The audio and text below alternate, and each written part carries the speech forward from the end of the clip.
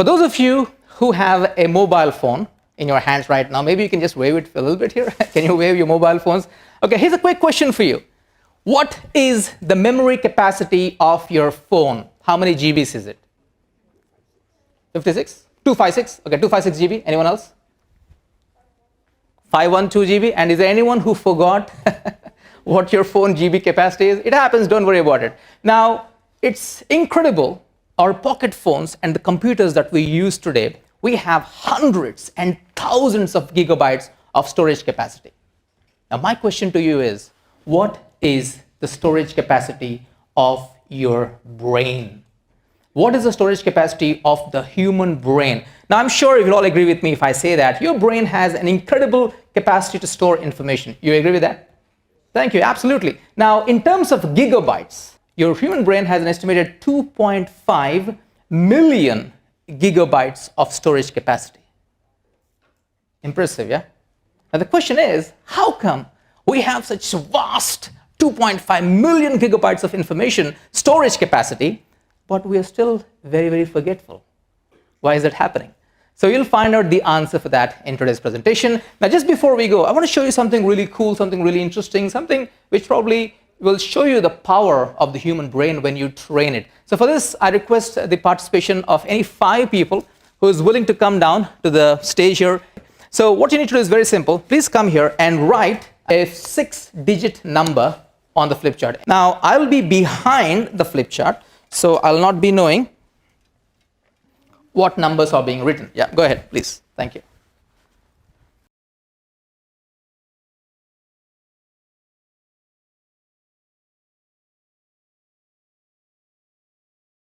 Perfect. Okay, so sorry, your name is? Shiva. Shiva. So please take this mic if you don't mind. So all you need to do is, I'm going to close my eyes. I'm not going to look at the numbers. I'm going to close my eyes. I'm going to stand here, close my eyes. If you don't mind, please call these numbers out loud to me from the first digit all the way to the 30th digit. Yes, sir. Shiva, go ahead. 6. Right. 8. Right. 2. Right. 6. Right. 8. Right. 3. Right. 1. Right. 4. Right. 7. Right. 7. Right. 8. Right. 4. Right. 2. Right. 3. Right. 9. Right. 4. Right. 6. Right. 1. Right. 4. Right. 9. Right. 3. Right. 1. Right. 5. Right. 8. Right. 0. Right. 6. Right. 1. Right. 0. Right. 1. Right. 4. Right. Thank you. Yeah, that's it. So a big round of applause for everyone, including Shiva, for helping me with this. Thank you very much, really. Okay, so what just happened, hopefully, is I tried to focus on these numbers and I tried to remember these numbers. So what I'm going to do is I'm going to close my eyes and try to recall these numbers and see if I can do it correctly. And if I make a mistake, there is a possibility sometimes. If I make a mistake, just say stop, so I'll correct myself. Is that okay? Let's try. The numbers are 6, 8, 2, 6, 3, 8, 3, 1, 4, 7, 7, 8, 4, 2, 3, 9, 4, 6, 1, 4, 9, 3, 1, 5, 8, 0, 6, 1, 0, 1, 4. That's correct? Thank you. Okay, so what you've seen is a short demonstration of what can be done if you train your memory. Now, one of my records very early in my memory days is I memorized a number consisting of 1,944 digits. Looks something like that. Memorized decks of playing cards for getting my Grandmaster of Memory title. For those of you thinking of taking me to the casino, I'm available. We can talk about the negotiation later on. Just kidding, by the way. And I also happened to break a Guinness record for memorizing the longest sequence of colors.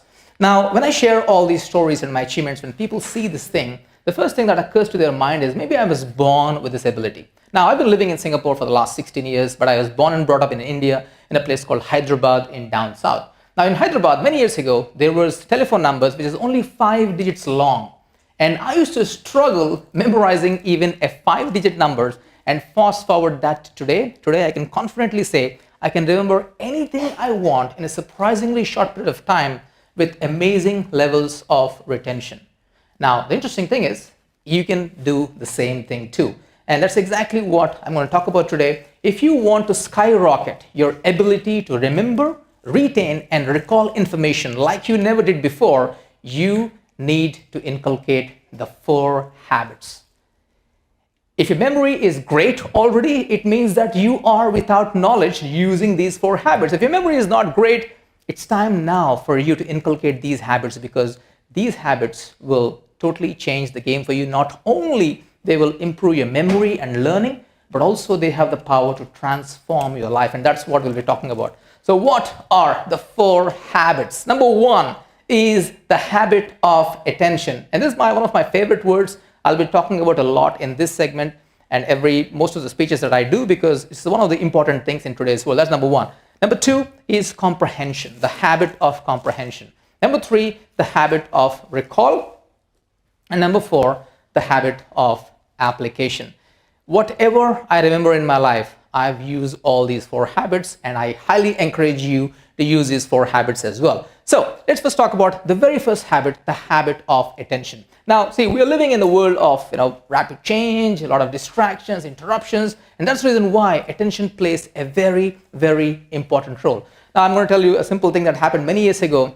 In my school days in India back then, in primary school, we had a teacher who used to say 1,000,000 times in each class, please pay attention, please pay attention, please pay attention. And one day, I was very innocently, I wanted to ask a question to the teacher, raise my hand, excuse me, teacher, I have a question. My teacher was not in the mood for taking questions on that day, I guess, because she was very furious and said, Nishant, stand up, what's your question? Teacher, my question is, now I'm laughing. I was not laughing back then. My question is, you've been telling us to please pay attention. Can you please tell us how to pay attention? Now, right after that, I realized that was not a good question to ask your teacher, because what I got back from my teacher was, Nishant, what a stupid question. Pay attention, sit down. What? How come? She's not telling me how to pay attention, but turns out your teachers are 100% correct. If you pay attention, you have a good memory, as simple as that. But the problem is how to pay attention. So let's quickly go through the process of memory. The process of memory consists of 3 R's. Can you shout out loud? What do you think are the 3 R's of memory? You could be right or wrong. Just give me some R words related to brain and memory. Retention, thank you. Recognize, thank you. Registration, thank you. Recall, get it. Repeat. Yeah, helps sometimes. Remember, thank you. Retrieval. Okay, great. Now, you know what? Between all of us, we got the 3 words that I really wanted. The first R of memory process is the process of registration. Now, that's what is happening right now. Maybe you may call it as remembering, which is exactly the same. Registration means the process of storing information into your brain. Right now, I'm speaking, you are listening. What you're doing is you are registering the information. Similarly, when you are reading a book, watching a television, or watching a movie, or whatever it is, when you want to learn something, you are registering. But the problem is, there are some right ways of registration and there are some wrong ways of registration. And if you use the wrong ways, you're seriously going to have a problem with the next 2 R's. So second R is retention. Now, retention means how long can you store the information in your brain for a very long time. Now, a lot of times people tell me, Nishant, I can remember everything very fast. Good. But also I forget very fast. Oh, that's not good. That's because this person has registration but may not be struggling with retention, and we all face this. And finally, the last R in the process is recall. Now, this is where when people say, hey, I have a good memory, how do you know you have a good memory? That means you can recall the right information at the right time. Boom, then you know your recall is good, then you know your memory is good. Now, the interesting thing is, if you make sure your registration is great, the chances are pretty high your retention and recall will also be great. Not always, but mostly. But the problem is, if your registration is bad, almost always your retention will be bad and your recall will be bad as well. So we have to make sure we have to do the proper registration, and the way to do that is very simple. What your teacher said, pay 100% attention. Now, the problem is, in today's world, which happens to all of us, How many times you are learning something? Maybe you're reading a book, you're watching a video, you're attending a seminar, and then you have your smartphone by you all the time, because now smartphone has become a part of your human body. You have it all the time with you. So when you are learning, after some time, inevitably the smartphone notification will go off. Now what do? In the last 1 decade, we have trained our brains that if the notification goes off, you must immediately attend to it.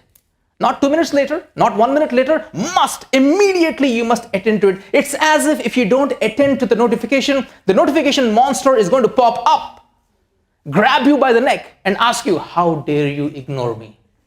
So people are afraid of the notification monster. That's the reason why they go and then they check. Now this is what happened. You were in the learning zone, notification, you went out, and you just messed up with the process of registration. That is how powerful it is. Even if you do not click on the notification, just by looking at the notification, you already messed up with the registration. And if you're thinking this is light, no, it is not, because that is how your retention and your recall will be adversely affected if you don't do that. Now you'll be asking the question, Nishant, then what's the answer? The answer is something that you may not like immediately, but you'll get used to it. The answer is pretty simple. Turn off the notifications, at least in the time that you are learning. You can use notifications sometime else, but when you're learning, you have to do the turning off the notifications. Now, if some of you thinking, Nishant, is it not drastic measures? Now, here's my point. Learning is something that you do almost every day. In fact, you have to keep on learning new things and new skills. If learning is so vital, why dilute the learning? Because when you dilute the learning, you dilute the quality of your results. That's the reason why, at least for the time of learning, you must turn off the notifications. And that is the reason why you can do 100% attention and make your teachers right. Now, let's look at another word. We have this word get. Now, what is this word? Forget. A lot of times people tell me that, Nishant, why is it I keep forgetting? I keep forgetting. What if I told you the reason why you're forgetting probably is because you don't even get it in the first place? That's the reason why I say, before you can forget anything, you have to get it in the first place. I'll give you a couple of examples. How many times happens to you, you walk into a networking event, you shake your hands, you ask the other person, what's your name? The person tells you his or her name, and within 1 nanosecond, not even a second, within 1 nanosecond, what happens? Boop, the name, you just forgot the name. And the people are crazy thinking, oh my God, this person just told me his name. I don't have any idea. Does it start with a P or a G or a K or a H? I don't know anything. It's just gone. I forgot. Did you forget? You did not even get it in the first place. When you are shaking hands, when that person gave you his or her name, at that time, your mind is going all over the place. You know, am I presenting myself well? What should I say next? Who should I meet next? Your mind is not on that place. It's somewhere else. So you're not even getting it. That's the reason why you forget. Now, another example I can give you is that when you are reading a book, this happens to all of us. Now, please tell me if you can relate to this. This is the text, and these are the words in the text or in the book. Now watch this movement of my marker, because that's how your eyes normally move when you are reading, typically these days. Now you go from one word, next word, next word, next word, next word, next word, come back, next word, next word, next word, next word, come back, next word, next word, next word, next word. Hey. Oh, yeah. Hey. Oh, yeah, come back. And then you keep on going, and this happens.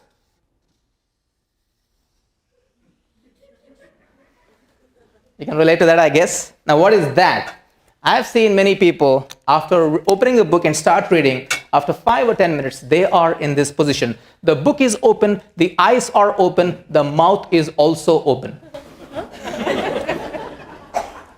Hey, we're looking, where's the book? Oh, thank you, sorry, I just got lost. Now, after some time, this is the same person who says, hey, I keep forgetting, huh? Oh, did you forget? No, you didn't even get it in the first place. That's the reason why this is super important. Now, you have to make sure you have to pay attention. By one of the ways you can do it, like I said, is by turning off the notifications. Now, that is how powerful attention is. Now, attention will help you with the registration. But you know what? We also have the next 2 R's. And if you don't stack up the next habit, then you'll only stay with registration and you may have problem with retention and recall. The next habit I'm talking about is the habit of comprehension. Now, a lot of times many people think that, hey, comprehension is something to do with children, students. No, every one of us, everyone on this planet, you have to make sure you comprehend the information. The problem is, a lot of times people, when they jump into the learning session, they jump in with an intention to remember. Now, I'm not saying don't remember. I'm not even saying don't have the intention. Intention to remember is good, but it cannot be your primary intention. Your primary intention has to be comprehension, understanding what you are learning. That's the reason why I say first understand, then remember. First understand, then remember. Because if you straight go to remembering, you will not have comprehension, which also means that you will not have very good retention. And that's not a good thing to happen. Now, there are a couple of ways of how you can improve. In fact, there are a lot of ways of how you can improve comprehension, but I'll just give you 2 for today. Number 1 is the process of association. This is a very, very important step for improving your memory and also a great way to comprehend the information. Association simply means it's a process of connecting what you want to learn with something that you have already learned in the past. What is it that you want to learn today? You link it with something that you already learned in the past. So next time when you want to learn an important concept or an idea, all you need to do is to ask yourself, okay, how can I connect this? How can I relate this? How can I link it, associate it with something that I already know? I'll give a simple example here. Now, to do this comprehension, you can do it by yourself. You can make some connections, or many times it's actually a good idea to talk to someone who is already an expert in that area, or someone who knows more information than what you do in that topic, in that area. Now, I used to have this problem and confusion when I was in primary school to know the difference between proper fraction and improper fraction. I don't know how many of you had this problem. I had this terrible problem. So I went to my dad. My dad was very good in math. I said, Dad, please help me. What is the difference and how can I remember proper, improper fraction? So my dad said something crazy. He said, Nishal, okay, good. I'll tell you. Can you draw the picture of a human being? I said, yeah, but I want to learn about proper fractions. Yeah, can you draw the picture? So yeah, sure. I mean, as you'll know right in a moment, I'm really, really terrible at drawing, okay? So this is how I draw.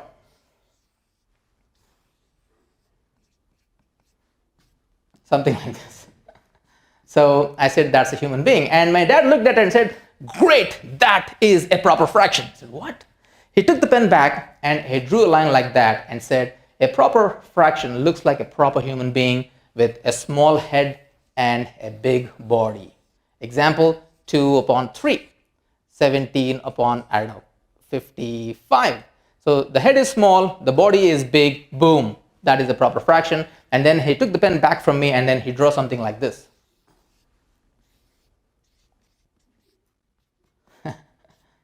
And then he asked me, do you normally see a person like that? No, I never see that. So that is improper. Very simple. So just by making a connection between what I want to know, which is proper, improper fraction, with what I already know, how does a human being look like, boom, made the connection.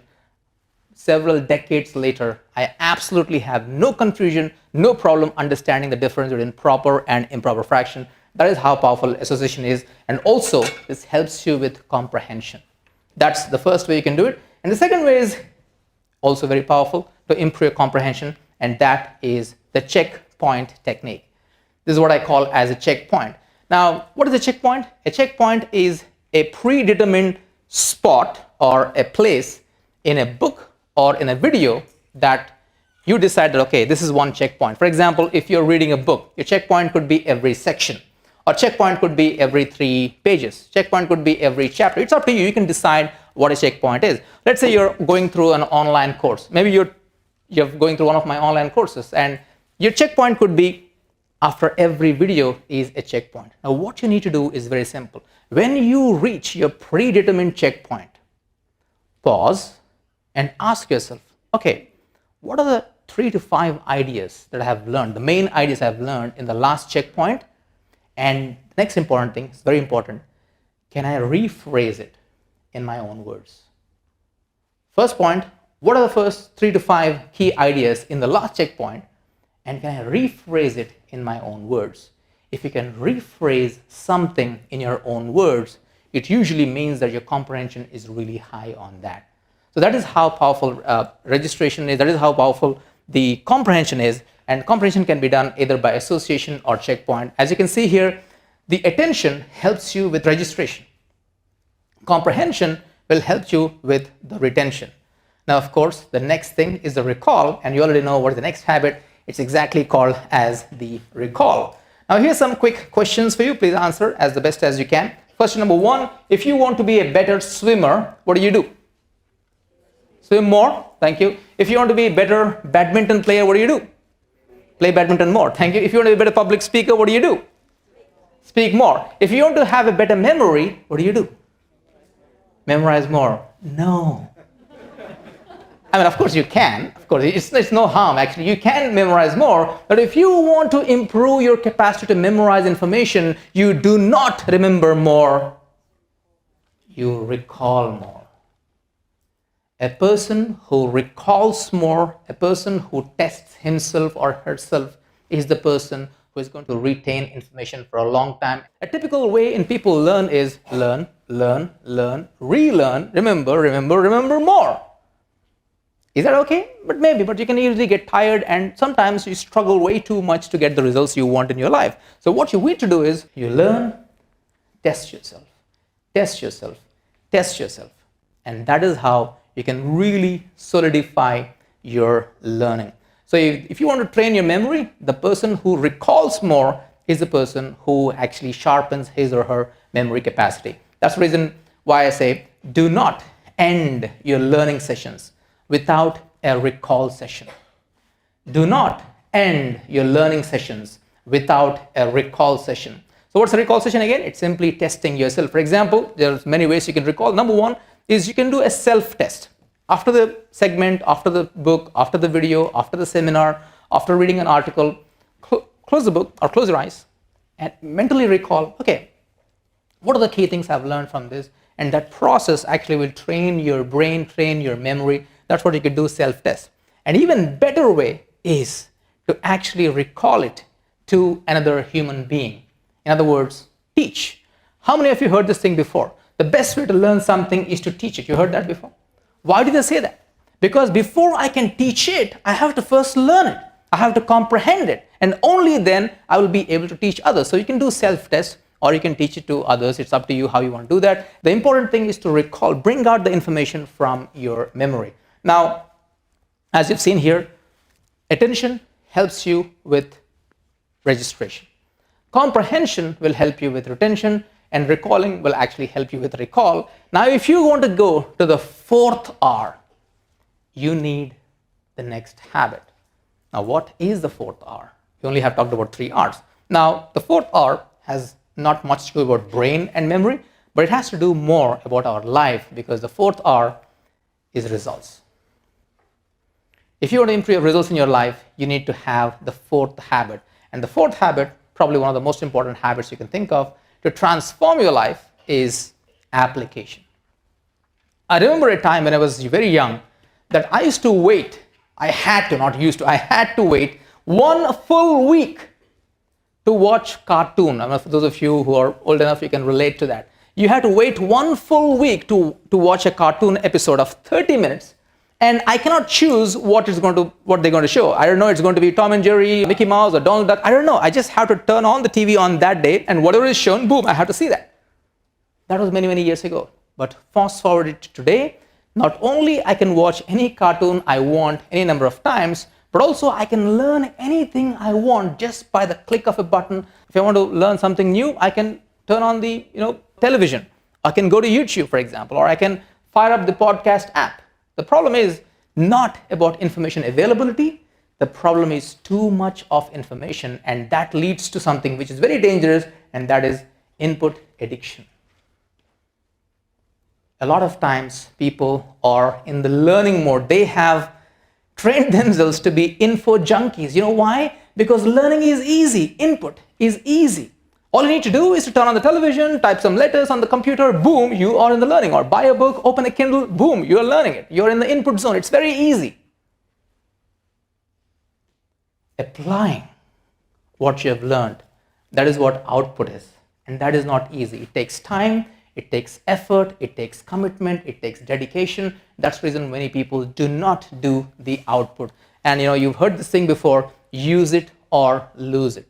If you don't use the information, you are eventually going to lose the information. That's the reason why I say it's not about what you learn. It's about what you do with what you learn.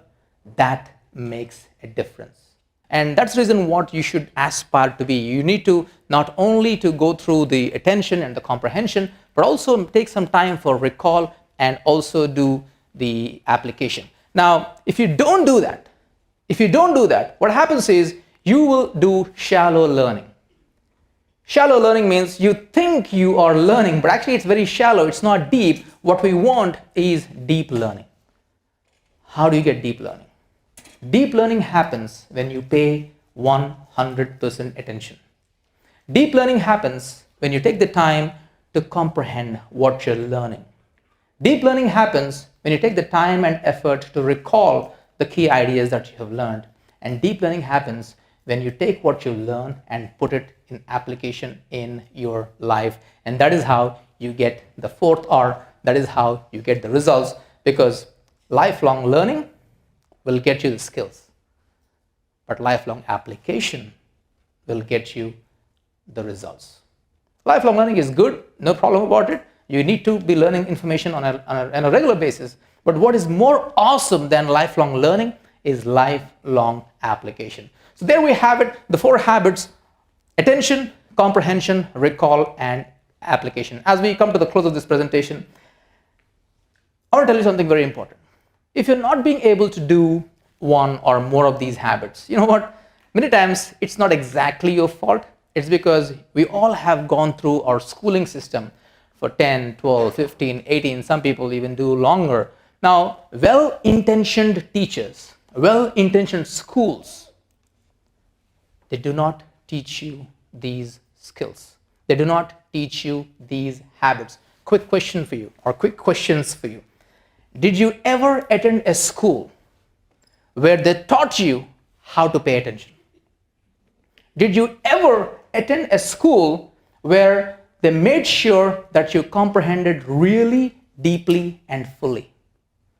Did you ever attend a school where they gave you ample times and opportunities for you to test yourself without the fear of punishment? That's important. And did you ever attend a school where they designed lessons for real world application? If you attended such a school, congratulations, you are in the minority. But a lot of us have not attended the schools, and that's the reason why we have not used these 4 habits. Now, learning without all these 4 habits is like driving a car where the brakes are fully engaged. Well, you can definitely get along, but you'll be going at a snail's pace and you'll be struggling way too much, and you're wondering, holy cow, I'm putting in the time, putting in the action, putting in the effort, why I'm not getting the results?